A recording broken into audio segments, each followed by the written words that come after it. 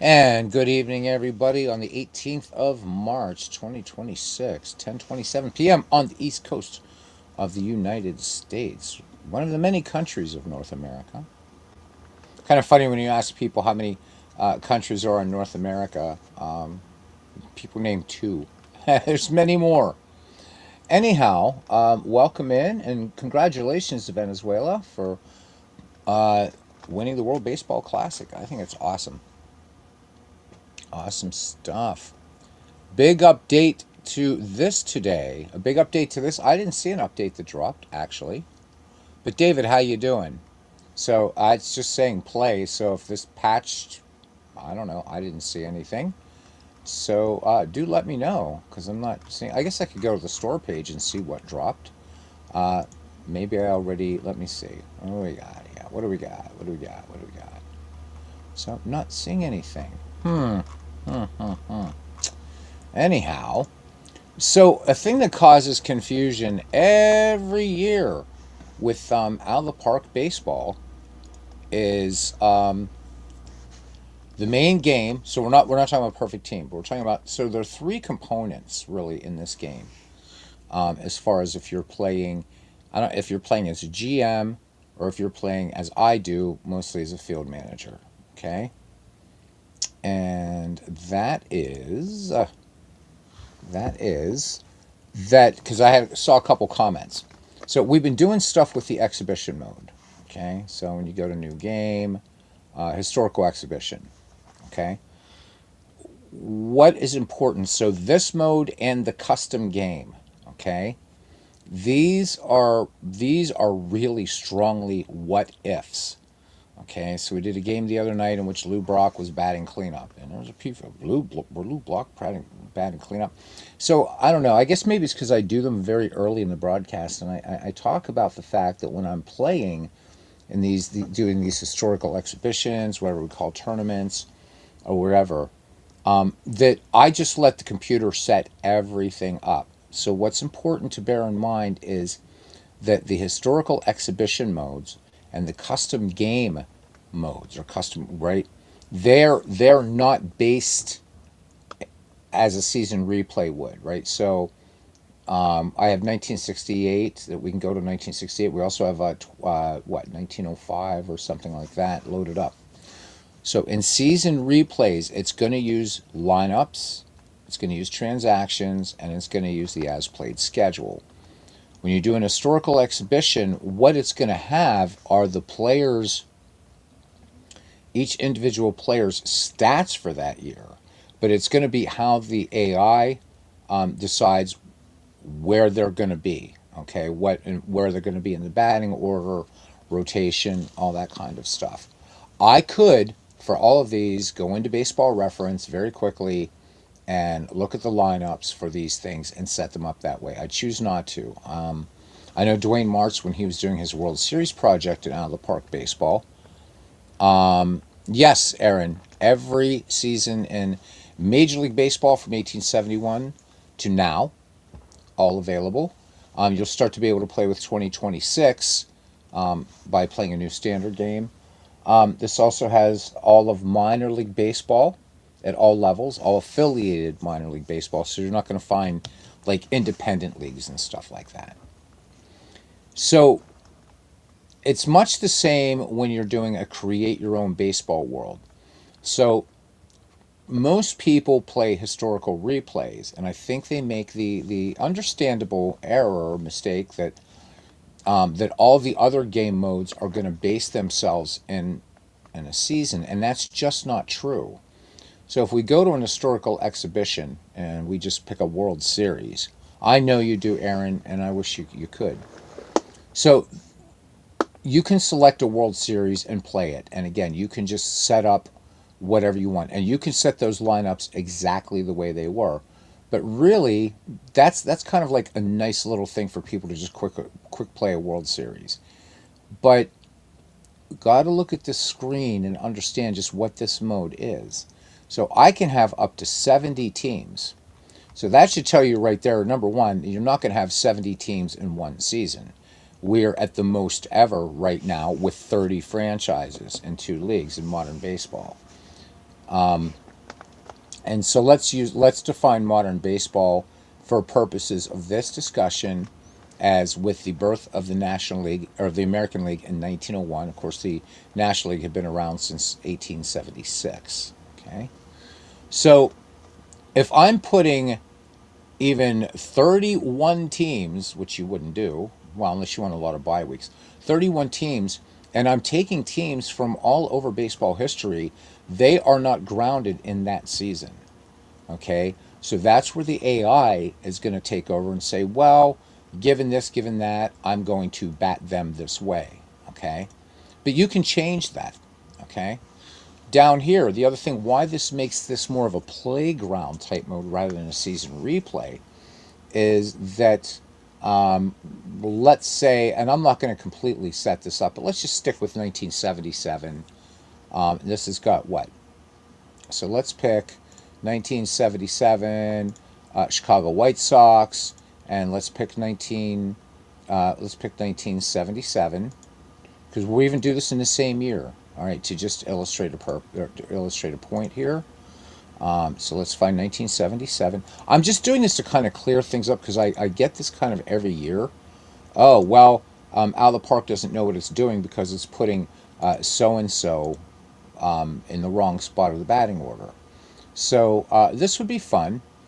So the Battle of the Sox, it could be Chicago White Sox, Boston Red Sox. Okay, White Sox that year had a record of 90 and 72. The Red Sox had a record of 97 and 64. And it's going to give you the same recap, obviously, because we've picked the same year. You don't have to. But down here, and this should serve as a nice reminder, this bottom, this is where you can really start setting things off. Okay? So, and this tells you that right here, this is the big clue that this is not going to be these teams, as in 1977 as played lineups because you're outside of a season replay. Such that down here, I could change this game strategy. So right now it's set for 1970s, and I could just easily, just pick the baseball boom, set it to 1977, and players are going to perform in strategy and things like that as they would be in 1977. But I could also have a lot of fun and put this in 1932. So because the game adapts to that, it's going to adapt not to as played schedules and as played lineups in this mode of the game, but rather what you decide to set up. So we have two teams here that would have had the designated hitter in 1977. I can choose to have that off if I want to. I can choose the series length, right? Again, it's only 9 games. It's not 162. It's not 154. Had an all right day today, JT. I appreciate you. The Southside Hitmen, one of your favorite teams. Geez, maybe I should set this up as just something else fun to play. Okay, so up here again, this game era strategy. I can choose any era and any year in baseball to do this. Okay, and that's for the entire tournament. Okay, I can choose the rosters I want. World Series if available, end of season or opening day rosters, and then I can crank this all the way up to a 40-man roster. So after the September call up, if I wanted to do that, and then there's going to be 15 more players on these rosters than there would be in the regular season. This is not part of the main sort of replay engine that has multiple modes in Out of the Park baseball. Further evidenced by the fact that, unfortunately, Mike Silva's uniform, the ballpark mod functions perfectly in this mode. The uniforms, not quite exactly. They get close, but not exactly. Mike could probably give you a little bit more information about maybe what the developers would need to do to implement that. But this is taking two teams that just played in 2 years, or 70 teams, or 38 teams, or whatever it is, and pitting them against each other. The AI will set the lineups, but if you really wanted to, Baseball Reference has a really, really nice function where you can go and you can see what lineups were used and Not only that, but like what lineup was used the most or whatever, and then adjust accordingly. It's dragging your mouse around. It's all you got to do. So that confuses people. So yeah, that's why you saw Lou Brock batting fourth, because it's a what if. What if these two teams met, and what if this was this lineup? It's a different narrative.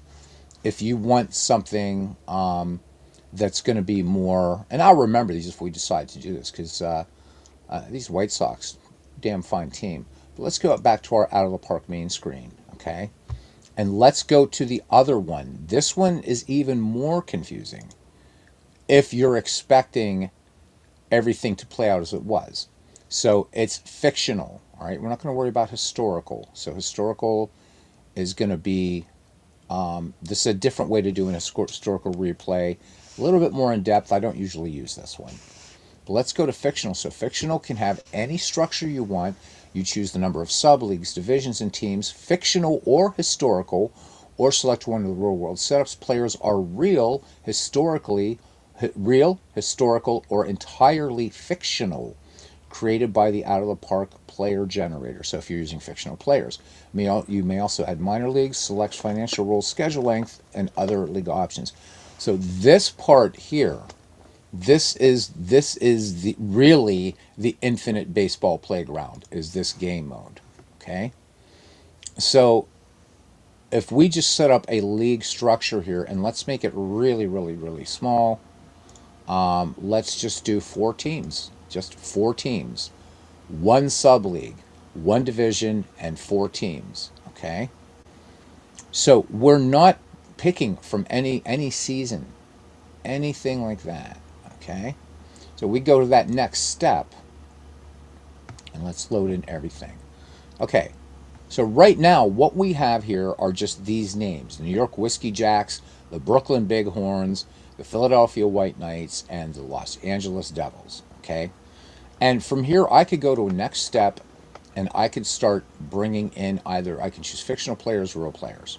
Okay, but let's say I want to do historical team selection, which is what I usually do with these. I have no interest at all in using fictional players. Okay, so we're not going to worry about setting this up. I'm just trying to illustrate a point. So I'm going to pick a team, and I don't really care who it is. Let's say 1943. Not a good year. Not a good year, baby.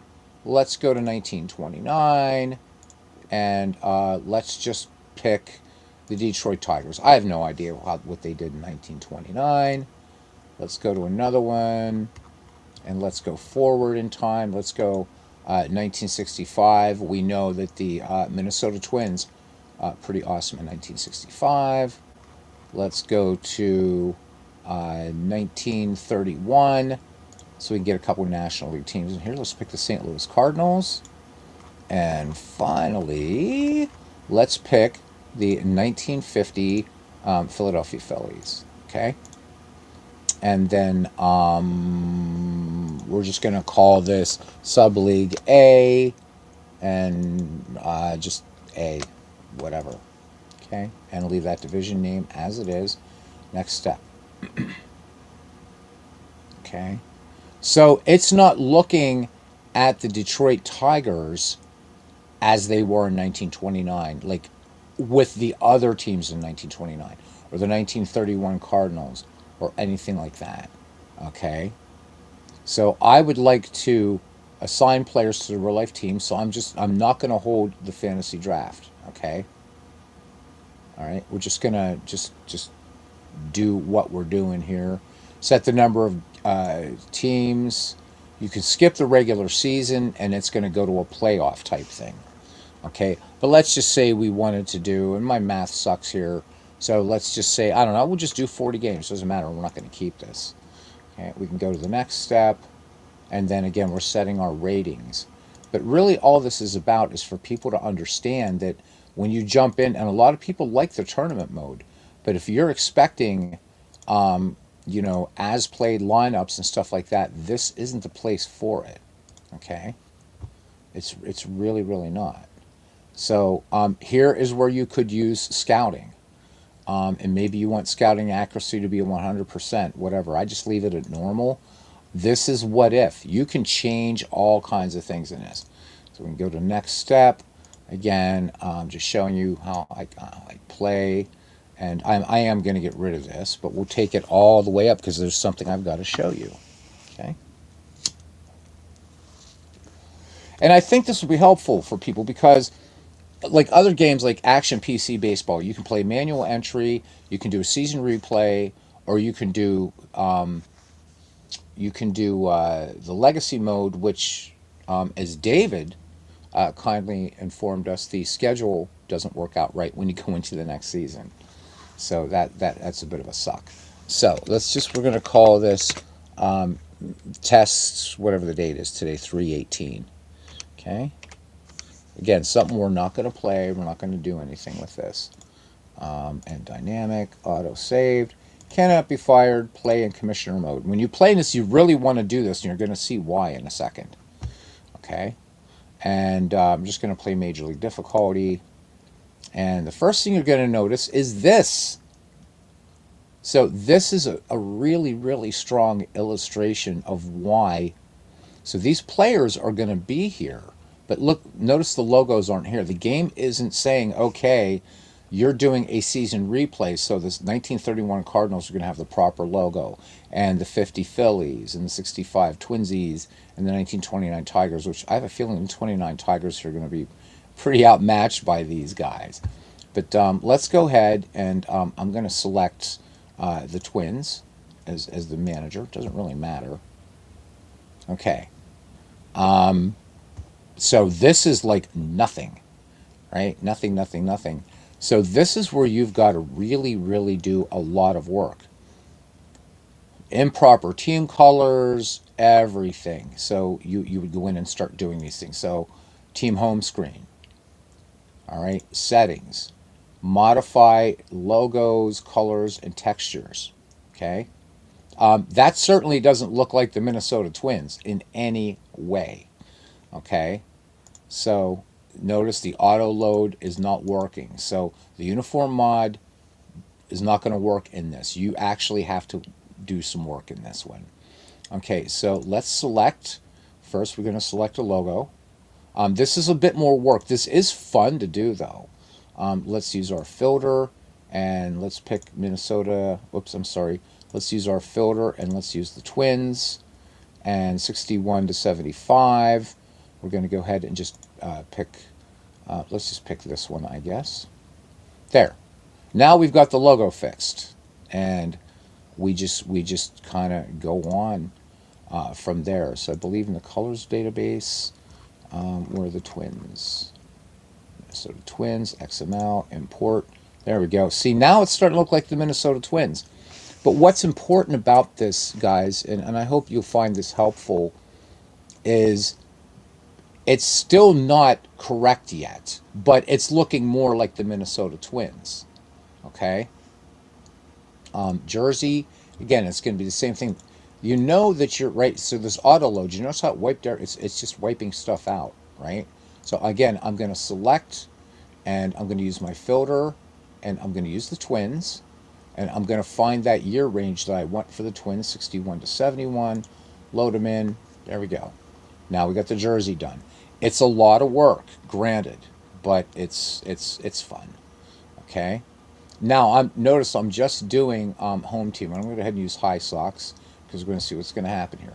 Pants, once again, select, right? Just find the old pants directory. You do not have to do this for a season replay, but again, this is to illustrate.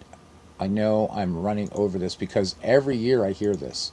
Oh, why so-and-so, he shouldn't be batting cleanup. That's only because I haven't changed anything.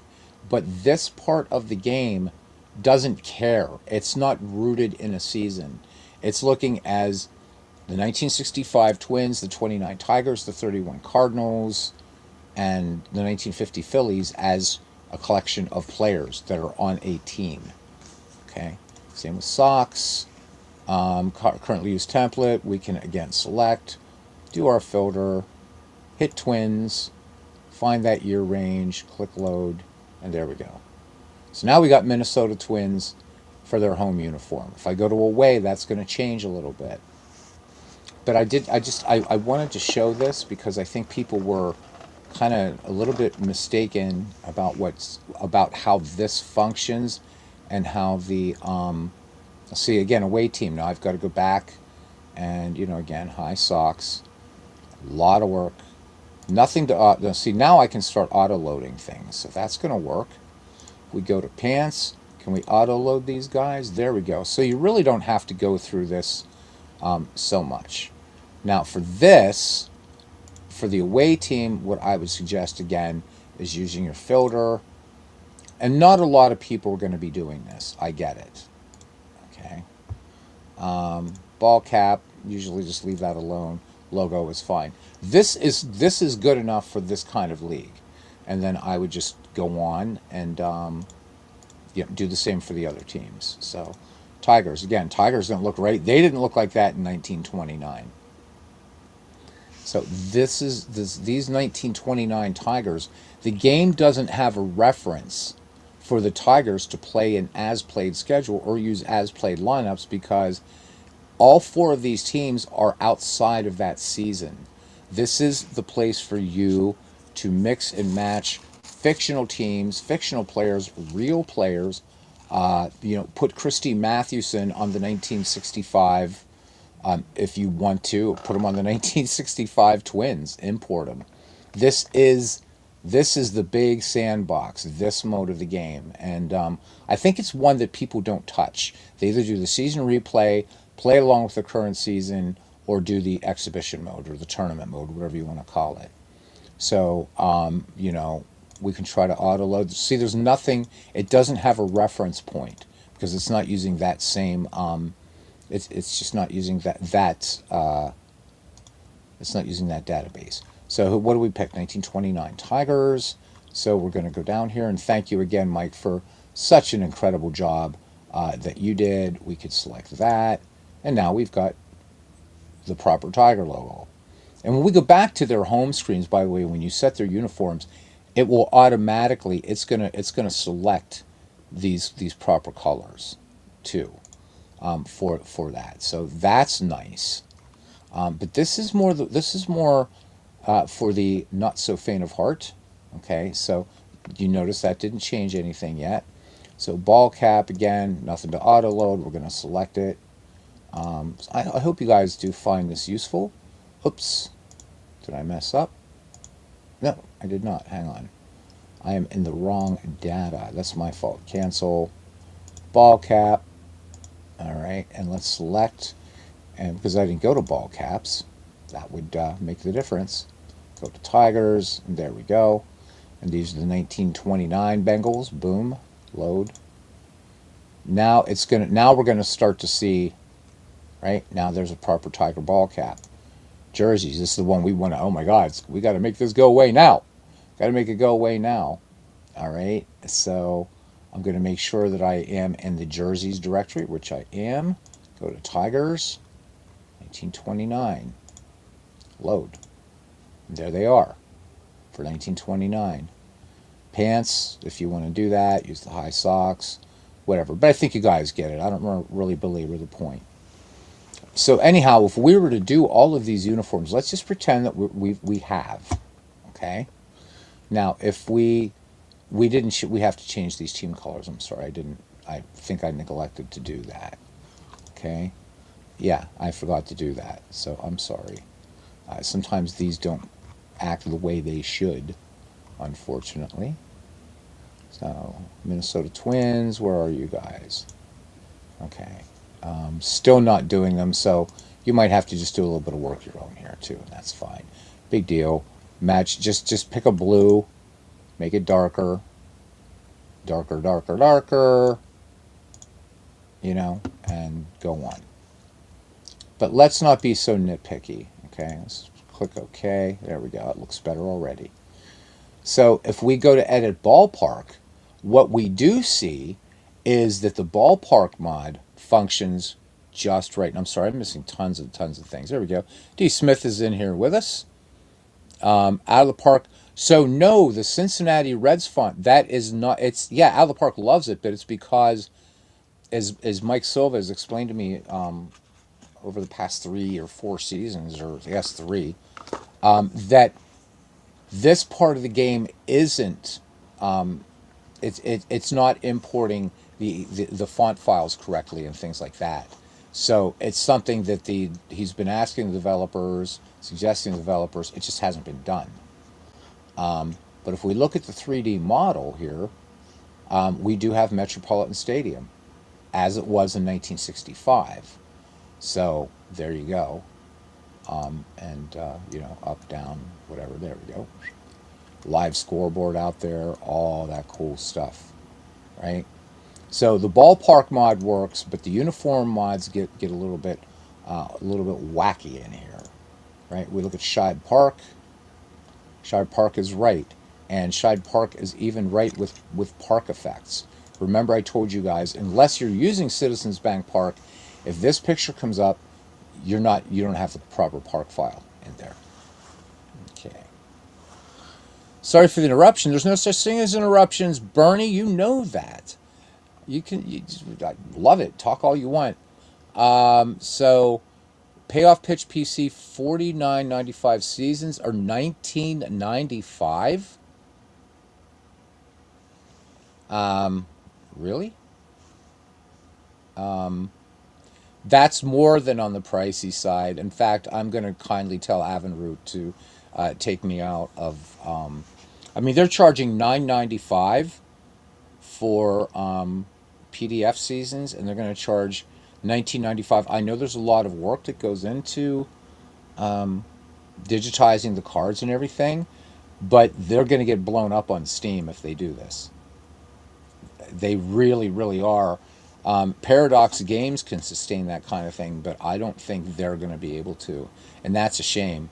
That's more. I mean, that's not the most expensive I've seen, but that pricing, wow. And for $49.95, it's the same price as Out of the Park Baseball. Nah, nope. Yeah, there's no way. And Avinroot, if you do catch this, man, there's people they're not pleased. I don't know who decided the pricing, but man, I love the game. I think it's great.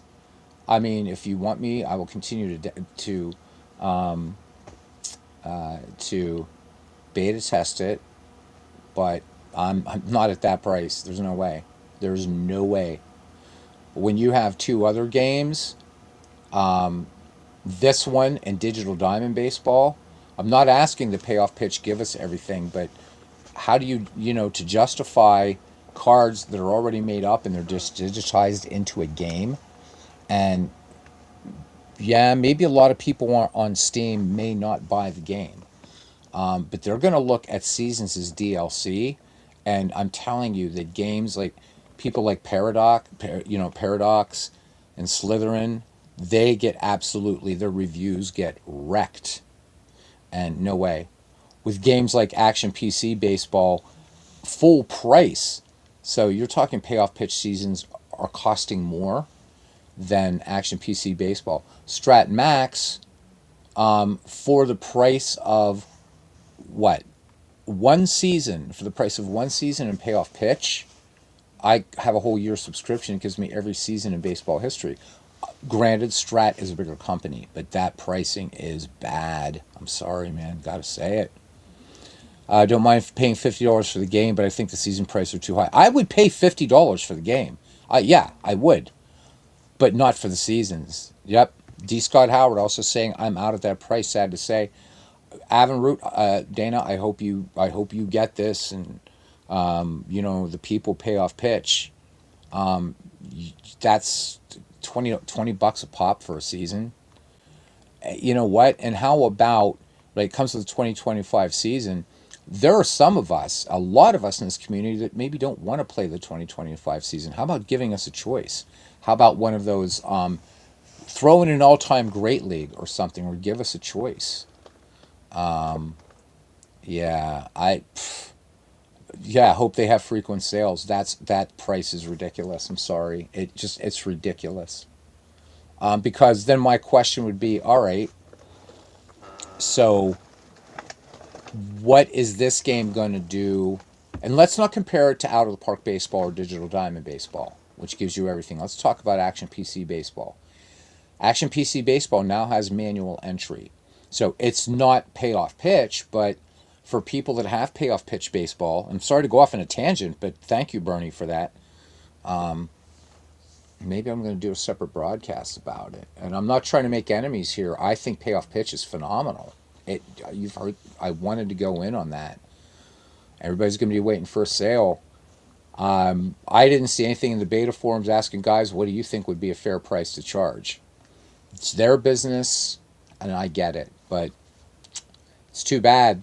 It's too bad, man. There's no way. $20 a season. Why not offer any season with the price of the game? Sort of like Stratomatic. That I could even go with, because it's like, give me an all-time great franchise thing, which you can't because they don't have all the seasons, but give me your version of it. Or you have those, I think it's called Legends and Busts or something. Why not fold that into the game? Give your players something. You know, I don't want to play the 2025 season. I don't care. I don't know that maybe a lot of people would. I think in this community, people are going to want to play. No, I want to play 1975. Or now so I'm going to buy this game. I'm going to spend $50, and now I'm going to pay an additional $20. I've just invested $70 for one game, a season that comes with it. I had to buy another season. Whereas an Action PC Baseball, for that same amount of money, and let's look at that because I want to be fair. And I think we've explained enough here with what's going on with Out of the Park 27 anyhow, and the difference between season replays and stuff like that. So let's bring this over because I do want to be fair. Let's look at the baseball game prices. Okay, now we've just said let's round everything up to the next 10 amount. So the game is going to be $50, and it'll come with a season. Okay. And if you buy another season, now you're at $70. So right now, let's take away the sale price of DK Sports. And I'm going to blow this up, baby, right there. If you buy the super package, you get the 2025 season plus 9 past seasons for $74. And you get a nice mix of seasons. Right, you get you get the great. So the past seasons you get. So look at this, right? You get the 2025 season. You get 1916, 1915, 1997, 2020. Okay, well, 2020, but they do have like their 2020 projection and what if. 2021, 22, 23, and 24. So you're pretty much covered thus far. And then you get the Baseball Great Teams collection. So now you're getting also the 1905 Giants, 53 Dodgers, 98 Padres, 2001 D-backs, the 2007 Rockies, 1906 Cubs, 1909. I can go on and on and on and on. This is like a pile of teams here, right? The history of each. So there's 30 teams. So 30 teams plus 9 seasons plus 2025 for $74 in a game that if you play payoff pitch, you can do manual entry right in this game and any other baseball game that you have.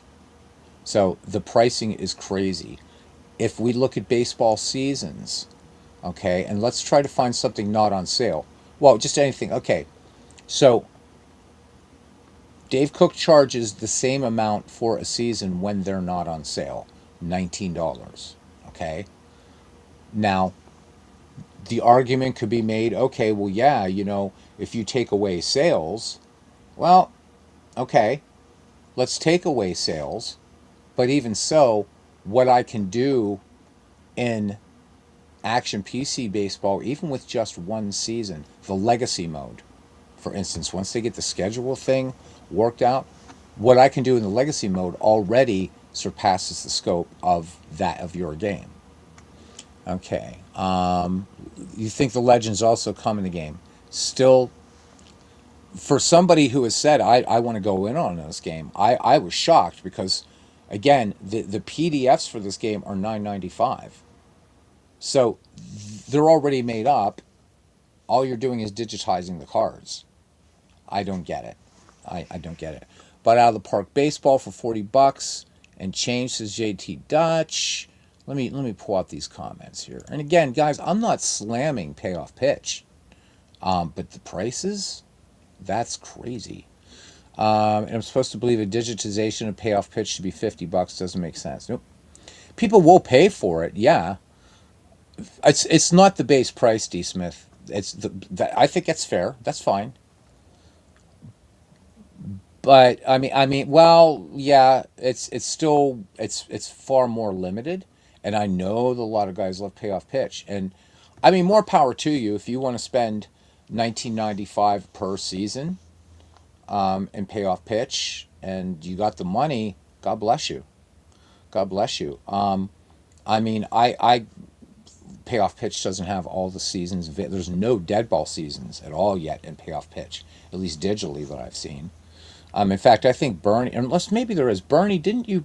Was it you? Somebody put in what seasons are available. So I don't want to speak out of turn. I might be thinking of another baseball game. Yep, there are a lot, and people will pay for it, just as people still pay for Strat PC, as they still pay for whatever. But I'm just a little bit. The season prices are just a little bit high. Now, the other thing is I think they do have to bear in mind is this is a competitor. This game is a competitor, and especially in entering, having that manual entry mode. I've seen them go real cheap, and of course, last year the baseball history collection went for $8.99. Every retired player, or almost every retired player in baseball history, allows you to do infinite things. Yep, seen seasons for free. I got a couple things a couple weeks ago that they weren't Major League Baseball seasons. I've got all those, but there were some other things. But in terms of Steam, and I can bring up and show you reviews, and these are Paradox games that, Stellaris, and I mean all these great games, and they really are, but they DLC you to death, and that really. So a lot of people buy the base game. Now, I also know that those of us who are in this particular hobby, and I'm a gamer, I'm also a non-baseball gamer, right? So I do have everything for Age of Wonders 4. I have almost everything for Stellaris, in a lot of these games, but a lot of players will just stick with the base game. And for a baseball season, if you're just getting one season and that's all it does, and there's no legacy mode, or there's, maybe you can have a draft mode and that's it, it's going to be hard to justify it against what Dwayne Martz calls the best bargain in digital baseball, at least, and that's Digital Diamond Baseball, which is including Status Pro Baseball and Sports Illustrated, and is a board game companion. And I mean, I'm sorry, I hate to say it, but though it's not on Steam and they wouldn't make any money, Pocket Pennant Run Baseball, every season free, and the thing costs $14.99. It's constantly being improved. I would love to know the justification for the price. There's no way. There's no way.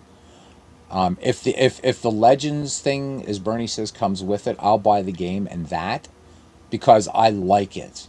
In fact, I love Payoff Pitch.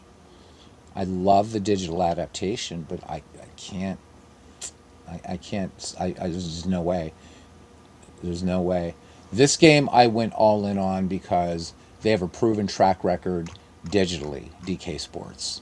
So I'm not afraid to buy anything from them. I just don't buy anything outside of baseball, and anything outside of Major League Baseball. So many games now that there's really an urgency to buy a new game at that kind of price point. It's too bad. Yeah. Diamond Mine Baseball. Diamond Mine Baseball is more expensive than Payoff Pitch. And they're having a sale right now, which is really bizarre for them, because it's pretty rare. Their catalog is also pretty small, but their seasons go for $30 a pop. $30 a pop for deluxe seasons, and they're doing like their classic pass seasons are $20.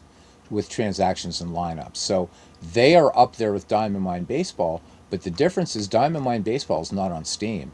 And my caution, and you guys know I've been saying this, with going on Steam, you've got to be really careful.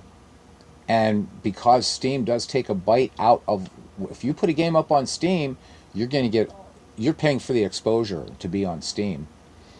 And people, not myself, I'm not going to write some crap review. I think Payoff Pitch is great if I decide to buy it, right? But I have been saying, you guys, you really should look at how you're going to package this on Steam, because people will, they're going to say, well, why would I buy this when there are two other games on here that give me everything at one price? And I'm not asking Payoff Pitch to do that.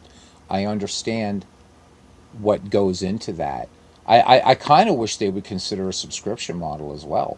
But it's, I don't have any horse in the race. I love the game, but the season pricing just not on Steam, man. If I would say don't go on Steam. If I was marketing this game, there's enough people on here, including myself, that really, I mean, that game taught me how to play payoff pitch baseball, and I love it.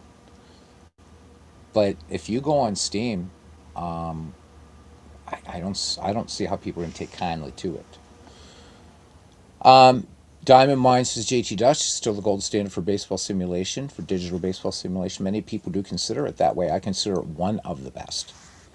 It's not a great price if you want to buy a ton of seasons, but if just a few, you could do worse. Yeah, yeah. Inside Pitch digital seasons are $15 to $18, says D. Smith. Diamond Mine is $24.95. Yep, they're having a 20% off sale. And App of Baseball for Windows is crazy high. Yeah, and so D. Smith. So the reason I have everything for Baseball for Windows from 1871 to 1997 is because I bought it back in the day when the Fan Park Encyclopedia still existed and it allowed season import and creating what you wanted. The other reason why I haven't bought since 1997 or anything past is because the further you get away from that, from the Ernie Harwell calling the games where they're, so like Shohei Otani, right? He's gonna say, and O comes to bat. I thought that was a kind of a, thinking back, I wish the Miller brothers would have done just named position, So coming up the right fielder, have Ernie say right fielder, as opposed to the first letter of the player's last name. But yeah, they're high, and I agree with that. So yeah, Todd B I think really hits it right now, and I think this is also germane to the discussion about Steam. So right now, more than any other time, Todd says he's been in this hobby. There's a lot of competition for your money and a lot of games. There's a lot, and we are in the golden era, the platinum era, if you will, of baseball simulations. But what are you going to bring again to the Steam community? If you're selling this, if you're selling Payoff Pitch just from the site, people are going to pay 19.95. But if you're bringing your game to Steam, and I think it's a great idea, because you're going to get dice chuckers that be like, wow, I didn't know dice baseball exists. I'm one of those people that didn't know dice baseball exists. Remember, got my start in baseball simming digitally. I didn't start with cards. I didn't discover cards and dice till I was a Penn State undergrad. I had no idea. I would page through, and I'd be reading Baseball Digest or whatever and say, oh, that's neat. Yeah, a little baseball game, whatever. And I would just keep reading about baseball. What changed it for me, of course, was Earl Weaver Baseball and Micro League Baseball. And I'm like, oh my God, I can actually do this and play all these seasons. And oh, I'm hooked, baby. So, right, way back when you invested a lot of money in Diamond Mine, there wasn't nearly as much competition. And yeah, I mean, God, how many? So you've got this. We could keep going all day here with Payoff Pitch and so on and so forth, just in the digital arena. There's a lot of these. Like baseball cards, says Todd, can't afford everything that's put out there, so you have to choose what I collect. And so we're talking here as serious baseball simmers. But what about the people, again, out there, the casual gamer on Steam that likes baseball? And if he's looking around for, he or she is looking around for baseball games, Are they going to say, well, let me see, Digital Diamond Baseball, and if they read closely, you can actually do every season in Digital Diamond Baseball. It's just that the official seasons only go back so far, 19 whatever. I think he recently did 1919, but you can, and I've shown that on the channel where you can do that. A couple years ago, it's like, yep, look, there you go. There's 19. I think I did 1906 or something. Or, geez, there's this other game, Out of the Park Baseball, and they're endorsed by Major League, and they've got every season, and I can blah blah blah blah blah.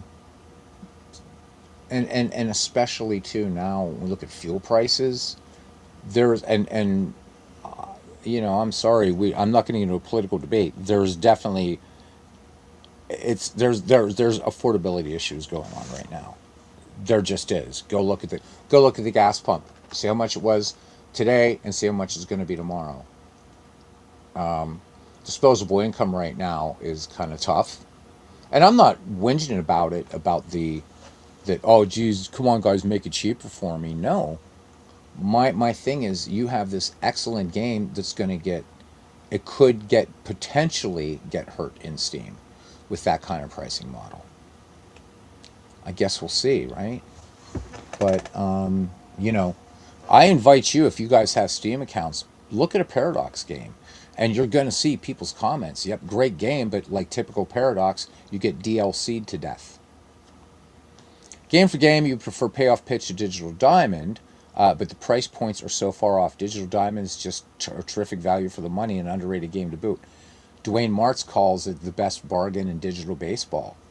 I would say it an Action PC because of Dave's support and his frequent sales and freebies, and Action PC Baseball. So certainly those three really do that. So yeah, I think Digital Diamond has it. I think it has a good in-game engine. I think most people are using it, however, as a as a board game companion. So I'm a little dismayed at that price point. If Richard Dombrowski really overhauls that game, Dombrov Baseball, which I hope he does. Crowded hobby, gentlemen, crowded hobby, and let's face it, again, we are very niche. We are the geeks.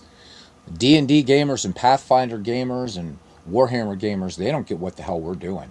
They have no idea. What are you doing, man? What's that? What, you're chucking dice? And what is that? Out of the Park is all about the settings to get the play you want. Yes, thank you, pesky pole. Yep, you got to get your hands dirty in Out of the Park Baseball. That's all there is to it. I would even argue you got to get your hands dirty in Action PC Baseball as well. But I'll tell you what, if you do that little bit of work, you're going to be really really satisfied. It's like anything like that that's complex when you're trying to take that entirety of baseball history and all over the place. So good to see you. There's always Strategic Baseball Simulator. The price is right, D. Smith says. And that's actually a decent game. I've never shown that on here. So Strategic Baseball Simulator, guys, don't get that confused with Strategy Baseball from Crash Davis. Strategic Baseball Simulator is free, always has been, has a huge team library for it, and you can do a lot of stuff with it. Actually, season replays. You can just pick any two teams you want and just play them, or whatever. It's a guy named let's just look it up here really quick. It's pretty neat. Now you have to understand that, like Full Count Baseball, it's basically running in a Windows shell, so you don't use your mouse in it. But this thing has been around forever. So there it is. Not bad looking. And you can put in different ballparks and stuff like that. There's lineups, all that kind of stuff. There's, all kinds of, there are team libraries and things that you can go. There's the old compilation of leagues and teams. One large, what they used to call download. It's really not, or large download. But this is actually pretty cool.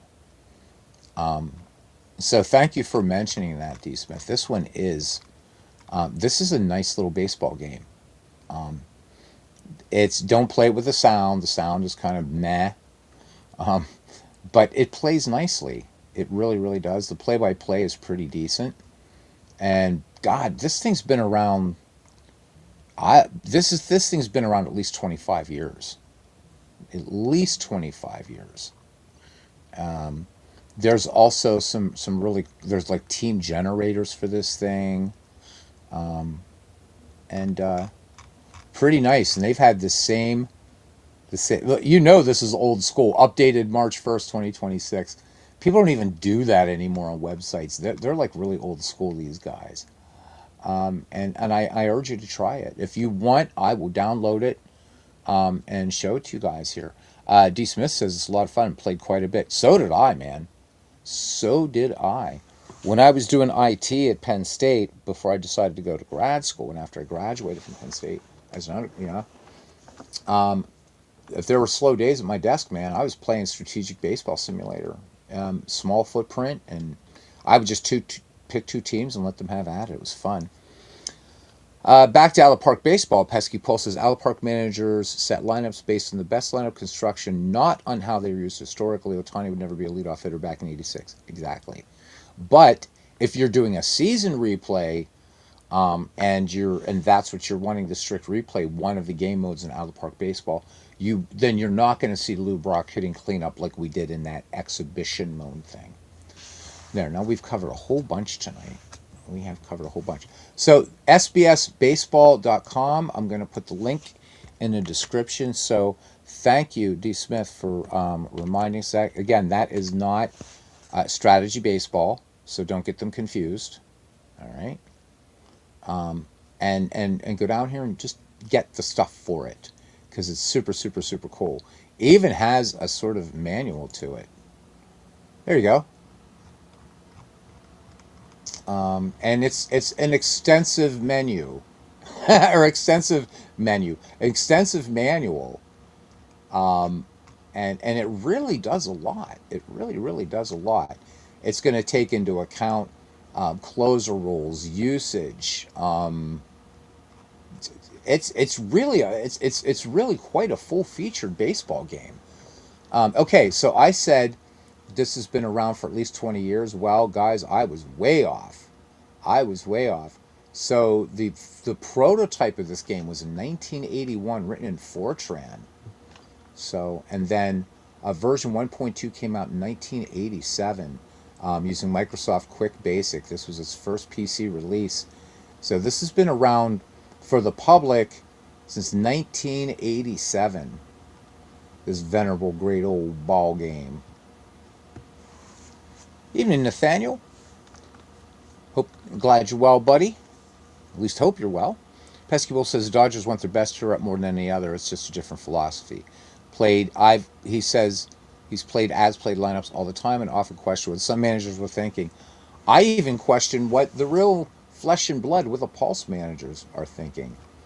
So, guys, we're still going through this manual here for Strategic Baseball Simulator. You really don't need to read all this, but you're getting a lot of the methodology that they used, how different calculations are done, things like that. They're getting into linear weights methods of, for statistics, things like that. Optional pitcher normalization.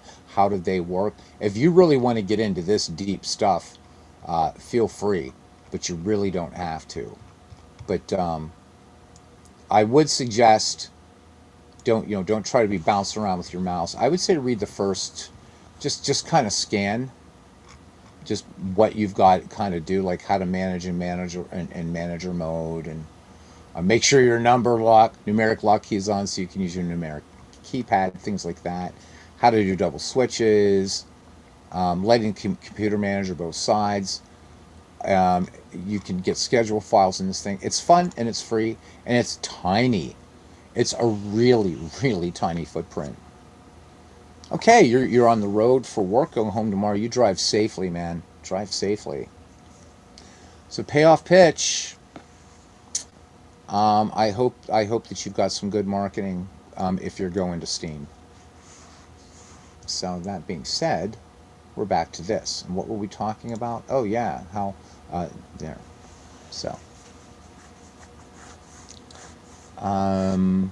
yeah, it's a bit of a letdown, man. Still gonna buy it. I'm still gonna buy payoff pitch. I really am. I'm gonna buy it. But it's unfortunately not going to be the game I can go all in on. I wish I could. If they were doing $9 a season, sure.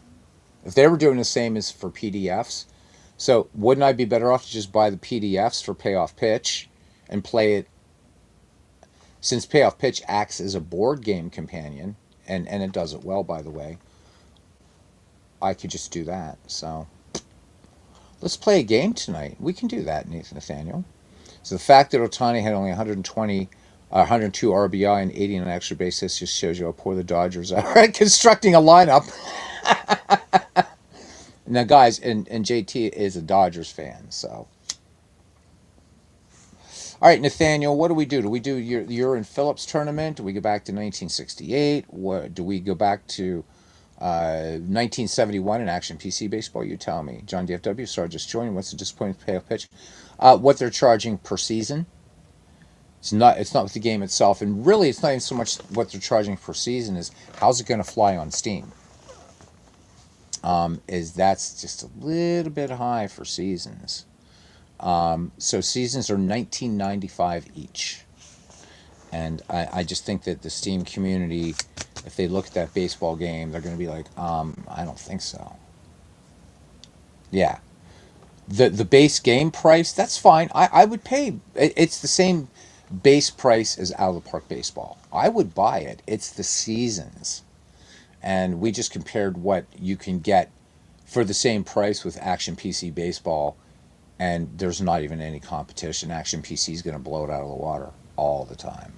1971 game. All right, we'll switch to Action PC Baseball for that. Okay, that's cool. Let's just go back to our start screen. I'll have to do some cleaning up later. But yeah, we could do that. So let me go ahead and bring up, well, I can go ahead and close this, and then we'll bring up Action PC Baseball. And we'll go back to 1971. Why the hell not? I'm fine with that. There we go. And let's go ahead and close Steam. Cool. All right. D. Smith, thanks for coming in. Thanks for your great contributions, man, as always. Looking forward to you popping in another night. And here we are. We continue in 1971. Nathaniel says you got good news today. And what's that? You became a Pirate fan. No, what's your good news, buddy? What's your good news? So, just to recap really quickly, I'm not knocking Payoff Pitch. I think it's a fantastic adaptation. It's just great. I'm just afraid they're going to get murdered with being DLCing people to death on Steam. I really hope they can do some cool little bundles and stuff like that to get people into the game. Good night, Bernie. Thanks for coming in. So John says, as someone who only plays 1 or 2 seasons at a time, not terrible, but yeah, high price point. Vast majority of sports players on Steam know nothing about. Yeah.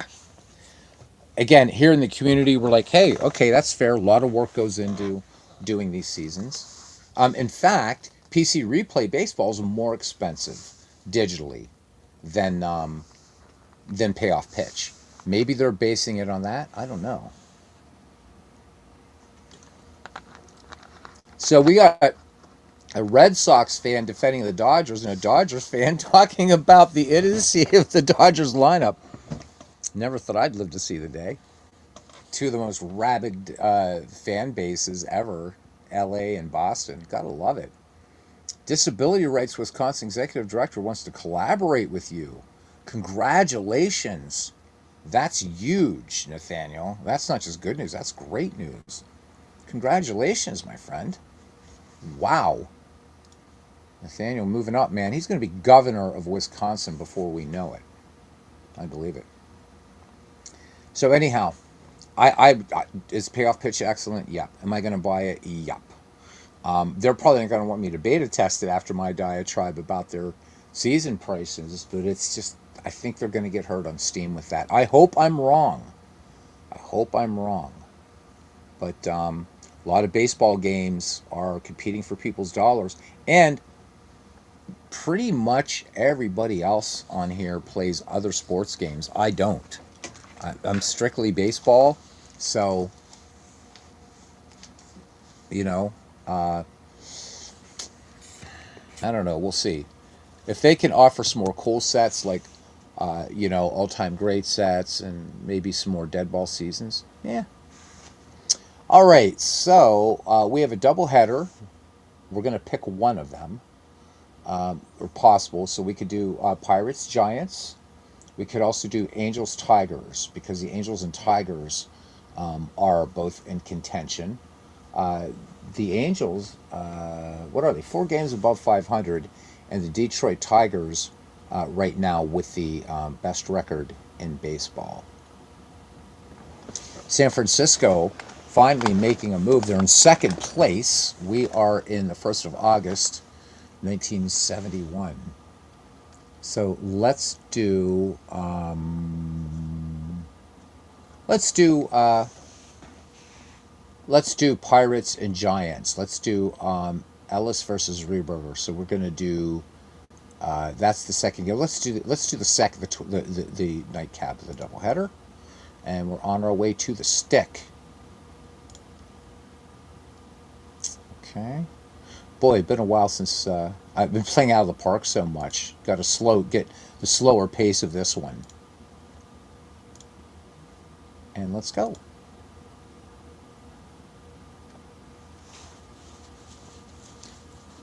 Think of being a Pirates fan because you hate the Cards and Cubs. Yeah, but you're a Brewers fan and you hate the Cards and Cubs too, right? All right, I got to fix Candlestick Park. But anyhow, welcome to Candlestick Park for today's game between Pittsburgh and San Francisco, game 2 of the doubleheader, which we'll play. Doc Ellis gets the start, and 23 starts in the year, 13 wins, 7 losses, an ERA of 2.76. And this will be his second start against the Giants, 0-1 with a 5.14 earned run average. And he'll be opposed by Juan Marichal for the Giants. 23 starts in the year, 9-9 with an ERA of 3.88. This will be his 4th start against the Buccaneers, and 1-2 with a 5.57 earned run average against them.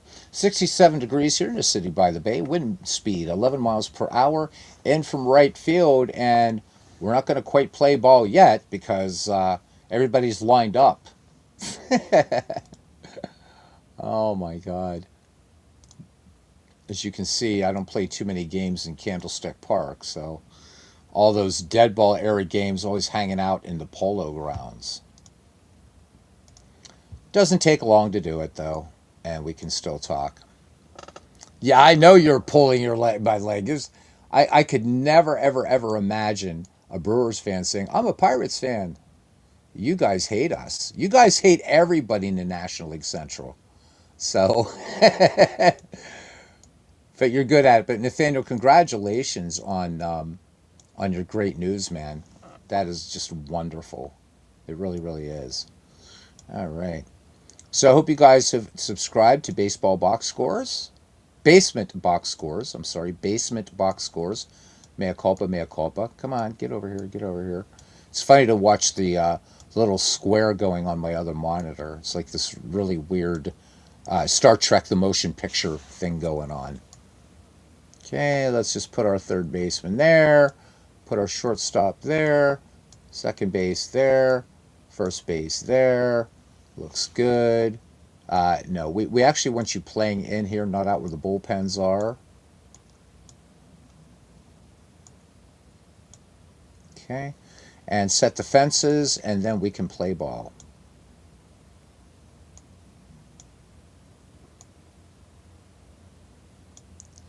Doesn't matter how fast your computer is. This is, and this is a fast computer, but whew, this is like I don't know. I sometimes feel like I'm a first year residency surgeon or something trying to get this right. The great thing to do while you're listening to Pink Floyd.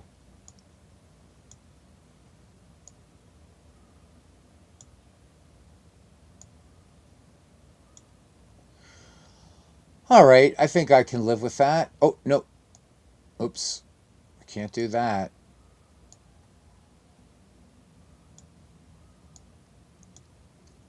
All right, I guess that's close enough. Close enough for horseshoes and hand grenades. And everybody ready to play ball. Turn this off. Make sure I'm managing the correct team, which I am. All right, good. I don't know. You know what? I haven't seen Ken Castro in a million years. I hope he's well. I've got to shoot him a message in Messenger. What's my favorite album of Pink Floyd? So the answer is going to shock you. I love all of their albums since Metal. I think they did some cool stuff with Piper at the Gates of Dawn and Adam Hart Mother. But my two favorite albums are not the ones that people normally name. So my favorite Pink Floyd album is Animals. And for some reason, Pink Floyd never did anything live from that album after Roger Waters left, whatever. And my other one is their most underrated album and was critically panned, but now people kind of relooking at it again and saying it was a pretty damn good album. Is The Final Cut. So Animals and The Final Cut are my favorite Pink Floyd albums. Then after that would be The Wall, Wish You Were Here, Dark Side, and Metal. And then, Piper and Obscured by Clouds, you're kind of going way back there. But for Pink Floyd without Roger Waters, The Division Bell would be first, and then Delicate Sound of Thunder.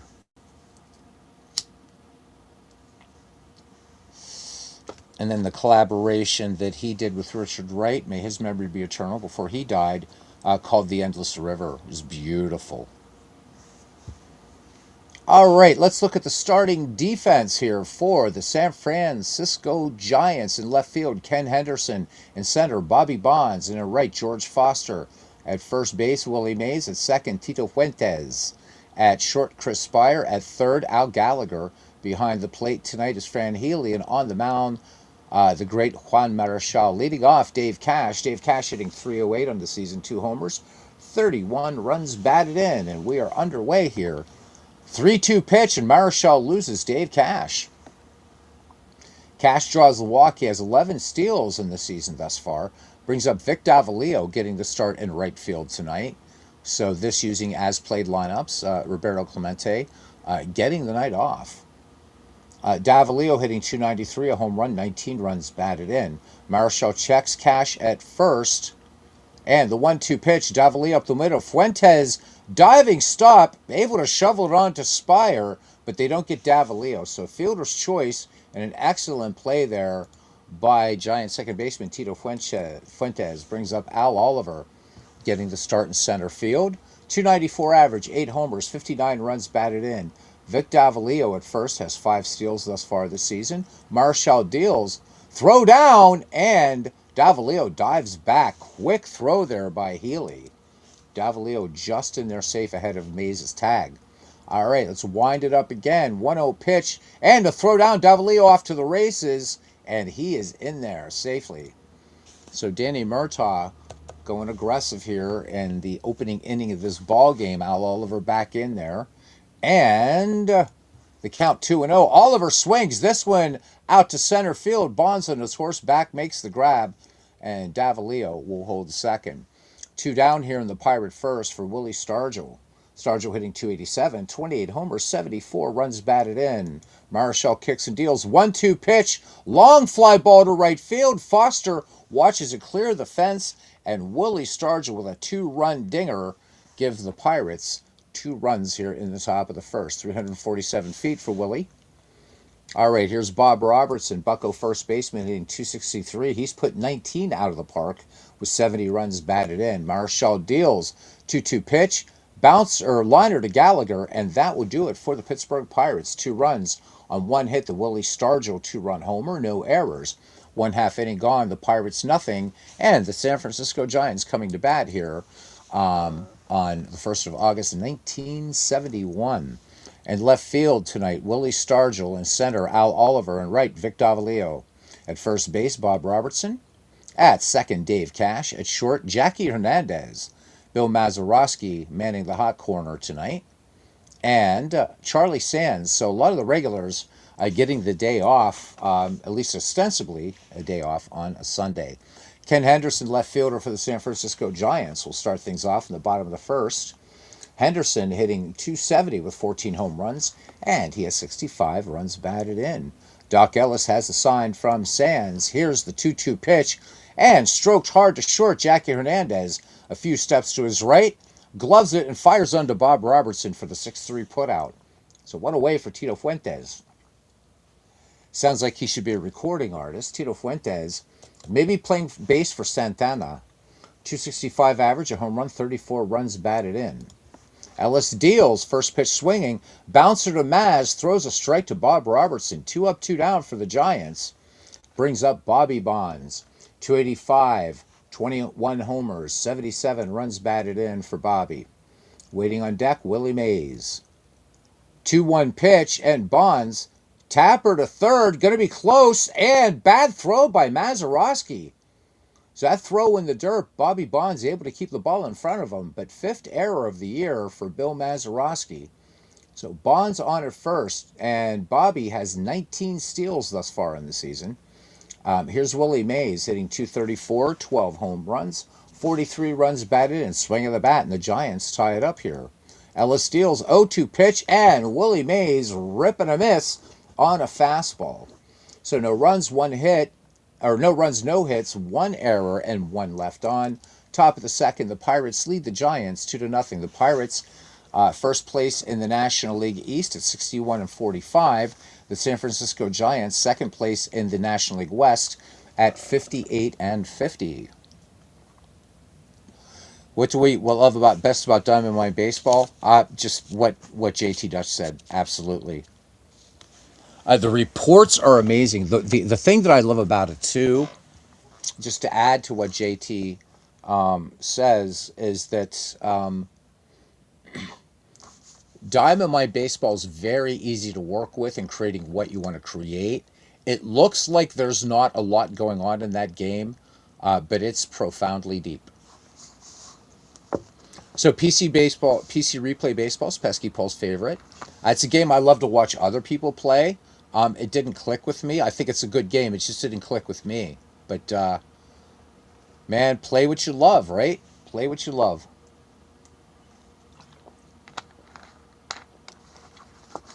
I do. I get enthralled when I would watch our Red Sox fan play it, and when I watch Bertie Strom play it. All right, Charlie Sands, Bill Mazeroski, Jackie Hernandez, 6, 7, and 8 due up for the Pirates. Charlie Sands, on the season, hitting 200. It looks like he's been used mostly as a pinch hitter role. Home run and 5 runs batted in.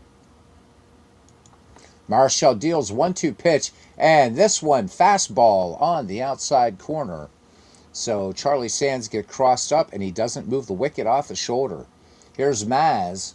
May his memory be eternal. Mazeroski hitting .248 with 13 runs batted in. 0-1 pitch, Mazeroski, hard grounder, and Mays is going to gobble that up in the short hop, and he's going to bobble the ball, and Mazeroski is going to make second. So score that in E3. Maz in scoring position for Jackie Hernandez.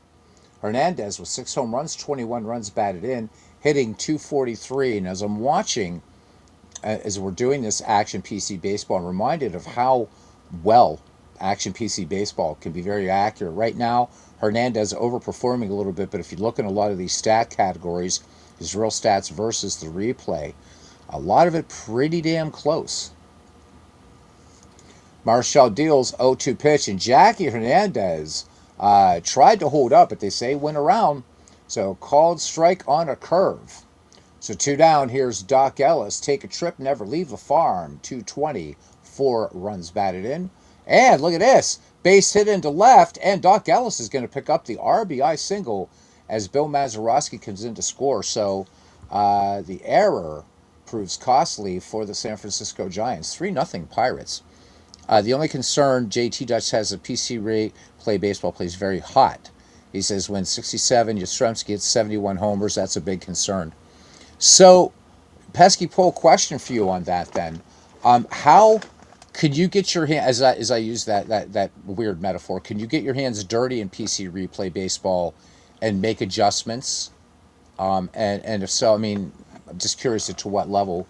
As I've never really I tried the demo a couple times, but it doesn't give me enough to really. Maybe that was it.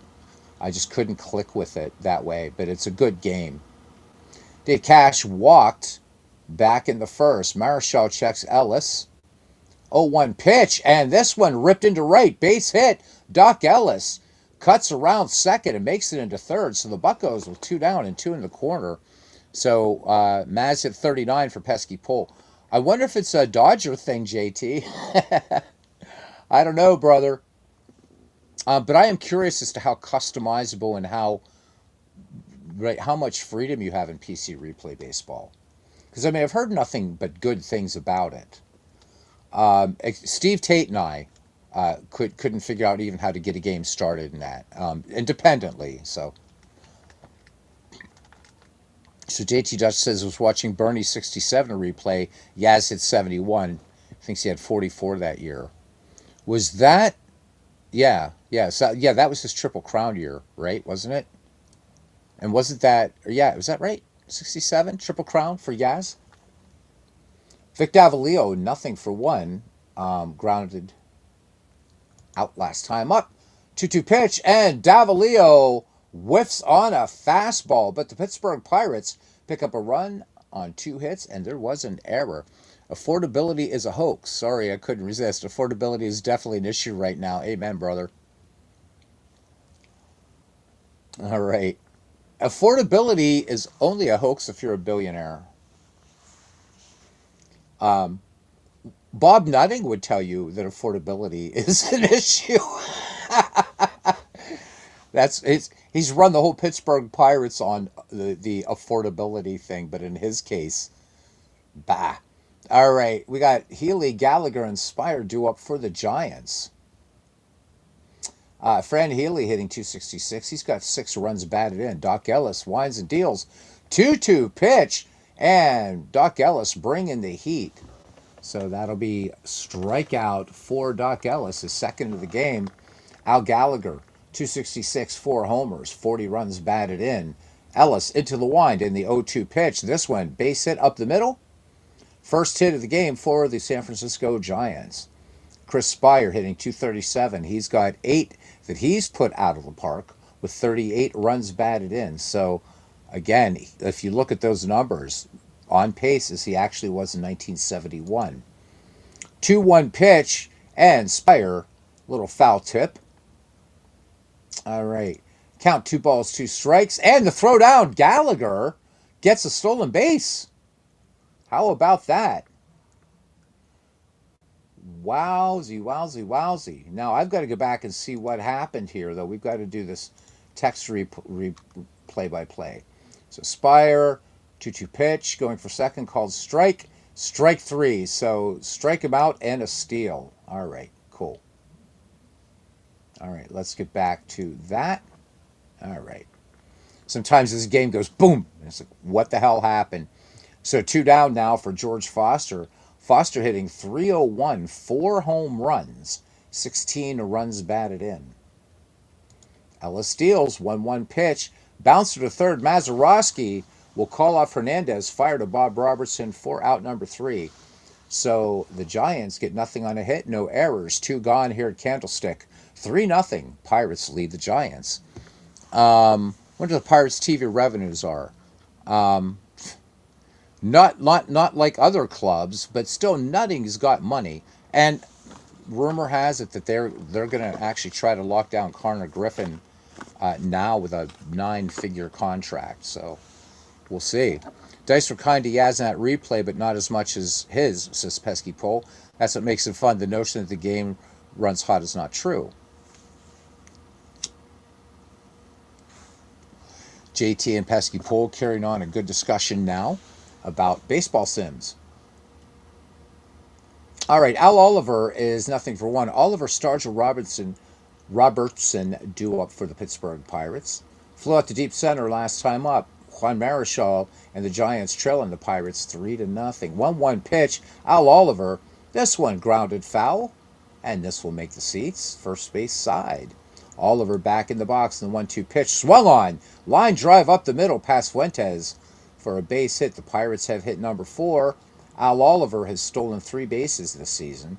Willie Stargell 1 for 1, a 2-run homer last time up. 0-1 pitch, Stargell bouncer to Spire. Spire will go to first, but Willie Stargell able to get in there. So Stargell, just because of the velocity in that ball, Spire getting to it, but Stargell got a good jump out of the box, but not known for his speed, as evidenced by his no stolen bases. 2-1 for the Bucks, nobody down here for Bob Robertson, forgotten member of the number company Pirates of the 1970s, lined to third back in the first. Marichal deals 0-1 pitch, and this one driven into left, base hit. Al Oliver is going to score easily. Stargell moves to third on the play. Bob Robertson picking up the RBI, and 4-0 Pittsburgh. All right, runners at the corners for Charlie Sands. Whiffed his last time up. Marichal from the stretch, and the 2-0 up the middle, base hit. Marichal getting hit hard. Charlie Sands with an RBI single. Willie Stargell will come in to score. Buccos lead this one 5-0. And Bill Mazeroski. And I hope you guys are just being fun and sarcastic. Please. Please, please, please. All right, Maz is 0-for-1. Was safe in an error back in the second. Robertson at second. Sands at first. Marichal deals. 2-0 pitch. And this one, liner to Mays to Spire and back to Mays for a 3-6-3 double play. On the play, Bob Robertson moves to third. So Marichal getting hit in each of these innings. The Buccos putting up crooked numbers in the first and third and tallied one in the second. All right, Barry Bonds. Okay. So how about those Seattle Mariners? All right, Marichal works out of the stretch to Jackie Hernandez, who struck out back in the second. 2-0 pitch. This one grounder. Willie Mays will take it to the bag himself for out number 3. But the Pittsburgh Pirates picked 2 runs on 4 hits, no errors. Bottom of the third inning, Pirates lead the Giants 5-0. Doc Ellis working on a 1-hitter in the early innings here. Guys, come on, let's not get nasty. JT, hang out. Come on, man. We're at the end of the day, we're not getting bombed and killed and shit like that. It's just a baseball game. Please. All right, here's Juan Marichal. And he's hitting 129, 2 home runs, 5 runs batted in. Ellis deals 1-1 pitch, fly ball to center, but Al Oliver has it measured up as a big groan goes up in the crowd here at Candlestick Park. All right, back at the top of the order now for left fielder Ken Henderson. He grounded short back in the first. Ellis brings it home. Henderson bounces this to Jackie Hernandez, who sets and throws onto Bob Robertson for out number 2. And here's Tito Fuentes. Fuentes last time grounded to third, so Ellis looking for another 1-2-3 inning. 0-2 pitch. Dave Cash has it on to Bob Robertson for the 4-3 putout. The Giants go in order. We head to the top of the 4th inning. Pirates 5, Giants nothing. Doc Ellis 1-for-1 with an RBI that scored Bill Mazeroski. So it'll be Ellis, Cash, and Davalillo due up for the Pittsburgh Pirates. Marichal deals 3-0 pitch. Ellis on a hitter's count. Tears down the line, and Gallagher with a strong throw. Able to get him. 1 away, back at the top of the order for Dave Cash. 1-for-1 today with a walk. Marichal deals, count full, and Dave Cash lines this one over second into right center field. Bonds and Foster converge. Bonds gets the ball back in. All right, so hit number 8 for the Pittsburgh Pirates brings up Vic Davalillo's 0-for-2. He is grounded out and struck out. Marichal checks Cash at first. 11 steals for Dave Cash. Healy out to have a quick word with Marichal back behind the dish, and this one laced into right field, base hit. And if we want to use alliteration, I guess that should be ripped to right, laced to left. Runners at the corners, 1 down for Al Oliver, 1-for-2. Singled up the middle back in the third. Marichal from the stretch, 0-1 pitch, base hit, right field. Cash will come in to score. Oliver picking up the RBI single. Vic Davalillo moves to third on the play. 6-0 Pittsburgh Pirates. Willie Stargell 2 for 2. 2-run homer and a single. Marichal getting hit hard here. And don't see any movement at all in the Giants bullpen. 1-0 pitch. Stargell up the middle. Base hit. Davalillo will score. Stargell picking up the single. What a day for him. 7-0, and that's the third hit for Willie Stargell. This goes another inning or so like this, and we're going to start quick playing. Let me see, how long have we been on here? Yeah, we've been on an hour and 26. So we're going to let the Giants do their bottom of the fourth, and we're going to start bumping it up. All right, here's Bob Robertson. He's 1 for 2. As much as I'm a Bucco fan, when a game gets to be like this, it's time to use the magic autoplay, baby. Bob Robertson, RBI single that scored Al Oliver back in the third inning. Runners at the corners, 1 away. Oliver at third, Stargell at first. Marichal out of the stretch. 1-1 pitch, popped high in the infield toward third. Al Gallagher will go out at the edge of the grass and make the pick for out number 2. Charlie Sands, 1 for 2 with an RBI single. Marichal from the stretch, 1-2 pitch. This one hit hard out to right field. Foster ranges to his right and makes the grab for the final out of the inning. But the Pittsburgh Pirates pick up 2 more runs on 4 hits, no errors. Bottom of the fourth, San Francisco trailing this one 7-0. And it will be Bobby Bonds to lead things off here. Bonds was safe on a throwing error by Bill Mazeroski back in the first. Doc Ellis deals, 1-2 pitch, fly ball to left, Stargell ranging to his right, calling off Al Oliver, makes the grab. 1 up, 1 down. Willie Mays, 0 for 1. He is struck out. Count 4, full count, and Willie Mays will draw the walk. So Mays aboard with 18 steals in the season, and here's Fran Healy. Struck out in the second, 1 down. Ellis deals, 1-2 pitch. Grounder, Hernandez to Cash. They will not turn 2. So 1 on, 2 down, bottom of the fourth for Al Gallagher. 1 for 1 in the game. Singled up the middle back in the second. Ellis deals, 1-2 pitch. Hernandez goes the short route to Cash, and that takes care of the Giants. And now we're going to move the game ahead. 7-0 Pirates. And let's move it up 2 innings and see what happens. Cards and dice players are like, you can't do that, man. But yes, when you can do it, why not? 9-0. Oh, my God. Who's pitching now? Jerry Johnson. Stargell 3 for 4 on the day. And Stargell responsible for 3 of these Pirate runs. We're just going to go ahead and take this to the 8th.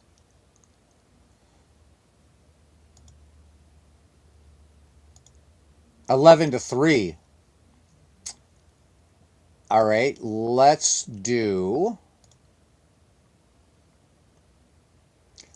just, let me see, when does Al Gallagher come up? Let's go to, let's just end this one.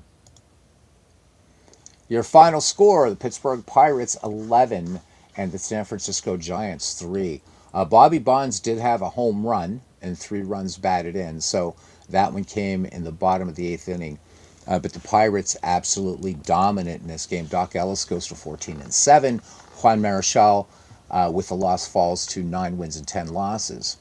Highlights then for the Pittsburgh Pirates. Willie Stargell went 4 for 6 on the day. 3 runs batted in. Vic Davalillo, good day for him. 3 for 6, a double and a stolen base. Doc Ellis goes 3 for 5. Pittsburgh improves to 62-45. San Francisco falls to 58-51. And were there any? Nope, no triples in this game. And just 2 home runs in this game. Stargell and Bonds. Looking at the pitching here, Ellis goes the distance, 9 innings, 3 earned runs, including that home run to Bobby Bonds. He walked 3, struck out 8. A 2.78 earned run average in the Pirates right now with a 3.55. Overall earned run average, pretty good, I'd say. Juan Marichal got rocked. 4 2/3 innings, 14 hits, 9 runs, 8 of those earned, a home run, a walk, 3 strikeouts, and an ERA of 4.16. Hamilton worked a third of an inning, struck out a batter. Johnson came in, worked 3 innings, 2 earned runs, 2 walks, 2 strikeouts. Stone came in, worked an inning in relief, and struck out 1 batter. Your player of the game should be Willie Stargell, and indeed it is. No, it isn't. It's MVP Doc Ellis. So Doc pitched a fine game. He's gonna share the player of the game honors with Willie Stargell. All right, there we go. Kevin, how are you doing? So Kevin, I saw your comment in the Discord, and I wasn't sure if you were talking about Action PC Baseball. Were you waiting to hear from them? Are you finally playing the game? Because that's unusual. Dave Cook usually doesn't answer emails over the weekend, but I'm hoping you have the game downloaded and installed now and are enjoying it because it's a great baseball game. So, Kevin, one of the beta testers also, and I think he's been in since the alpha of Payoff Pitch. So good to see you, buddy. All right, let's autoplay the rest of the games here for August 1st. Let's just go ahead and do the first game of this Giants Pirates doubleheader, and let's see what happens. And so they do split. So San Francisco takes this one 4-3. Johnson with the win. Mudcat Grant with the loss. Willie Stargell once again though. He went 3 for 4, hit 2 home runs in that game. So home runs 30 and 31, and had 2 RBI. And the final game for this day, the Detroit Tigers hosting the California Angels, Clark versus Kane. And Detroit downs California and maintains their supremacy in all of baseball here in 1971. 3-1. Kane with the win, Clark with the loss. Sherman picks up the save. Moving to Monday. So you're enjoying Action PC more than you expected. Videos talked you into purchasing it. I'm happy to hear that. I'm happy. I'm always about spending other people's money too. It's a great, great game. Now, Kevin, are you aware of all the free stuff available for Action PC Baseball? If not, I'll be glad to show you. You'll love it. You'll love it. So, Action PC is a crazy, crazy fun game. Looking here for matchups and contention. We're not going to do another game tonight, though. So, nope, not the Reds, not that, not that, da-da-da-da. So, Dodgers Giants, only because the Dodgers, 2 games below 500, they're really out of contention, but we'll see. Oakland, nope. So, there's no real big matchups here coming up. We may just autoplay this entire day. Yeah. Yup. There's just nothing exciting going on here. So how about if we, since these are all new, ba, ba, ba, let's do this up to the 5th. And let's play through August 5th. Okay. Well, I'm talking about elsewhere, though, too. So I'll show you. All right. So just watching the races here. Pirates opening it back up again. San Francisco just having trouble catching. They've picked up a game on the Braves. Now a game and a half on the Braves. And here we go. Let's see how things are shaking out in this 1971 replay. Hopefully, Legacy, the schedule part, will be fixed by the time we get to the end of this. If not, well, we did 1971 and had fun. In the National League West, the Atlanta Braves 5.5 up on the San Francisco Giants. And let me see, the only team, oh, well, we only got one team there above 500, and that's Houston, but they're 11 games out. So it's going to be a dogfight between the Giants and the Braves. The Dodgers woefully underperforming right now, 13.5 out, 4 games under 500. In the National League East, the Pittsburgh Pirates with a 3-game lead in the New York Mets. Everybody else pretty much out of it now in that one. The American League West is a dogfight. The Oakland A's just a half game up on the Chicago White Sox, 6 games up on the Angels, and 8 up on the Royals. And in the American League East, the Detroit Tigers with the best record in baseball, 73-37, and a 4-game lead on the New York Yankees and 7 up on the Orioles. Orioles need to get busy. Now, we've seen San Francisco in the early part of the season down in the cellar. Baltimore trying to start making some late season moves. So go to the 6th, and hopefully we've got at least one good match. We do. Thank goodness we do. So White Sox A's is probably going to be the next game that we do here in 1971, as everything else looks. Oh, and we got Yankees and Baltimore, so good. Yankees, Orioles, or A's and White Sox. All right. So, Big Rev Kev, I'm going to show you some cool stuff, yeah, before we jump out, okay? Let me pop the comments in and out and all about, okay? First, let's go into Action PC itself again. And by the good graces of our stalwart Steve Tate, I'm just going to bring up one. This is free, what you're about to see, and it's ginormous. So what Steve Tate did, and he knows this game as well as the developers. These are 80 or 90 plus teams throughout the history of the National League, and there's also an American League file as well. The difference about these, Kevin, is that Steve actually he carded all these players, and so what these are kind of like 5-year snapshots of franchises. So you can see gobs and piles of team. Who's your favorite team, Kevin? Who's your favorite baseball team? If it's a National League team, we're cool. And if it's an American League team, I'll open the American League file. Anyhow, this is absolutely free. Absolutely free. And I'll show you the website where you can pick this up. So what else is free? So there's a dude named Zepp that has done a lot of really, really, really cool stuff too. Where is it? Okay, Braves. All right, let's look at a few Braves teams throughout the history of that storied franchise. So let's first go here. So here's the Atlanta Braves from 1980 to 84. And you should know a lot of these names being a Braves fan. There's Bob Horner, Biff Pocoroba. I think he had to have been a frat boy in college. Jerry Royster, Bruce Eggs Benedict, yeah. Cladell Washington. There's the Mad Hungarian. Let's look at a couple other Atlanta teams. 91 to 95. Of course, everybody knows these Braves there. Belliard, Olson, Smith, Treadway, Bream, Hunter, Nixon, Blauser, and I'm sure Cabrera's in there somewhere. No, he's not. Hey, Francisco Cabrera didn't make the team. Yay. Anyhow, so a lot of fun. And if you go back to, if you're a Braves fan and you love the older Braves, well, there's your Milwaukee Braves. You got some great hitters here. You got some great players. Should probably put this on Real Stats. There we go. So Eddie Matthews, Hank Aaron, Joe Adcock, the only man to hit a ball onto the roof of Ebbets Field, by the way. 90 Braves for your childhood. Cool. So this is free.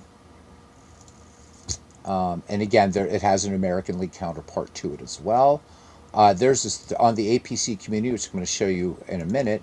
You're going to be able to find things like this is a 1930s all-time greats.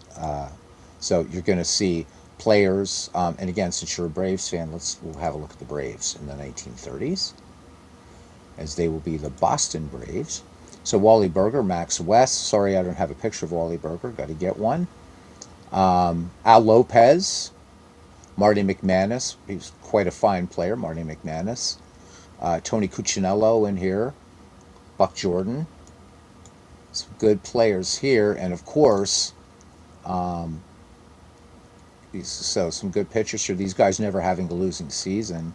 Oh, what are we doing? Oh, we're in 1930s. I wanted to look at that. So Some good players. You got a couple 20-game winners here, all free. Oh, do you need pictures, man? We'll hook you up with pictures. I'm going to show you how to get all this stuff. If you have out of the park baseball, the same pictures you have in out of the park baseball, you can use in this game, by the way. Just looking at a couple others really, really quickly. Um, how did the New York Yankees sneak in here? Did I accidentally? Oh, this is the 1930s. That's why. I'm still thinking I'm in Steve Tate's. So, usual suspects here, but on the same team, you got Gary Garuth and DiMaggio, along with Joe Gordon, um, Bill Dickey, Tommy Hendrick, George Selkirk.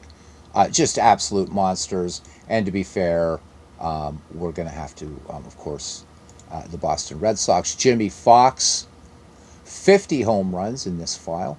Ted Williams, Bobby Doerr, Joe Cronin, the great Joe Cronin. Dom DiMaggio.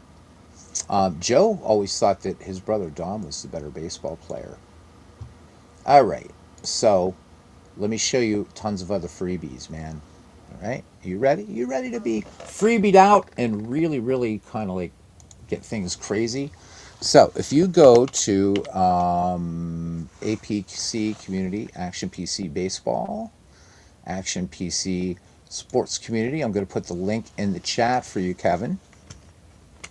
Okay, you found most of the player picks. Cool. Cheech has a lot of them. All right, so if you go up here and you select baseball, and let's start with seasons. All right. So Zep317. So what he's done is kind of sort of similar to what Steve Tate, what I just showed you from Steve Tate, at least that National League file. This is 1901 to 1919 3-year franchise, all free. Then he did from 20 to 42 and so on. There's some Pacific Coast League stuff if you want some Japanese baseball, more of these kind of slices of Major League Baseball history. All of this stuff that you're looking, there's some double A minor league if you're into minor league baseball. So you can see there's lots there to download. There are Steve's files for National League and American League. These aren't the most up-to-date ones. They might be in the Action PC forums, but still you get plenty of teams to play with here. Okay. Yep, I got that you use cookies. All right, back up to baseball images. So player photos starting from the 1880s. You got 1938 Negro Leagues team logos, player photos, uniforms, and non-Negro League retro parks. Photos just for specific seasons. So you being a Braves fan, maybe you'd want to do the 19, I don't know, do they have 57 in here? Or just pick your Brave season, do it, or just whatever. Replay materials for doing the 1964 World Series, all kinds of stuff.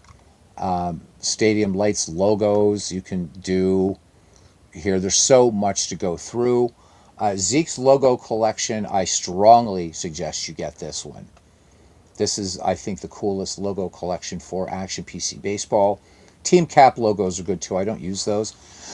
But, you know, you can't ever have too many logos. Painted ballparks, these are done by Gary Grigsby. So if you're into wargaming, you should know that. He also happens to be a big baseball fan. And these are all paintings of ballparks that he's done. There's just so much in here that you can even download sounds. So if you wanted, banana ball sucks, but I mean for baseball and more baseball, as you know, you can put your own sounds in. So there's really, really a lot. Yeah, you're very, very welcome. So Steve had said that with his big files, that's not meant to be like played as a league, but more using for drafting or pulling teams in and stuff like that. Yeah, definitely get the logos. If you have any questions about Action PC, some different things you might want to try, I'll try to answer them as you come in. And welcome to the family, man. Welcome to the family. So, when you're really going to get into the fun is when you start going in and you see how deep reports and everything can get. And we can actually go back to 1971 just for a minute, because I don't know how far in you've played. right now. But, but, well, there, I guess it would really help to have like everybody in there, wouldn't it? There we go. So we can go into reports, for instance, and we can look at game recaps. We can do box score searches, whatever. But I can select any of these games, and I can create recaps for these. So these are all the games that we've played in this project thus far, going back to April 5th. But there's like really a lot deeper reports that you can do with this. You can look at their replay versus real batting, replay versus real pitching. We can look at teams. You can compare teams, team versus team game logs. Pretty cool. So let's say Detroit, Cleveland, right? And then games must include, right? It just go into it and just have fun. You can't break anything. Let's just I don't know, select all, and I didn't say it had to include something.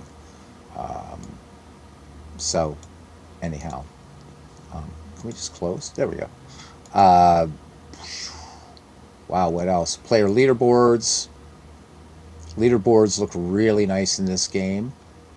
Very, very baseball looking. You can split things down into um, you can get down to the division level. You can also do custom reports in this game. As you can see over here, you can set up the criteria that you want. You can look at MVP voting as it's going by league, and so right now we're just showing National League.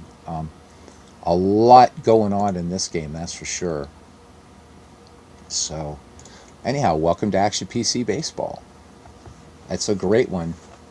Well, guys, thank you very much for coming in tonight, and I hope for those of you early, hopefully we cleared up some confusion about the way out of the park baseball differentiates between season replays and when playing in exhibition mode and in creating a custom game. That the teams aren't tied to the season when you're in the other two modes. And until the next time we meet, which I hope is tomorrow night, everybody stay safe and let yourself get disconnected from all the crap going on right now in the world, and play some baseball. And real baseball season's coming up real soon, and really, really exciting. And just to end up with, as far as my discussion about payoff pitch baseball, I think it's a great game. I just think that the pricing is gonna. I think casual or curious Steam players are going to be a little worried about getting DLC to death. So there we go. Still going to buy the game, but I'm not going to invest all the way in it like I was originally planning. Not at that price point at $19.95 a season. All right, have a good evening, Kevin, and thank you everybody for coming in. I usually say individual good nights, but I'm like really exhausted, so mea culpa.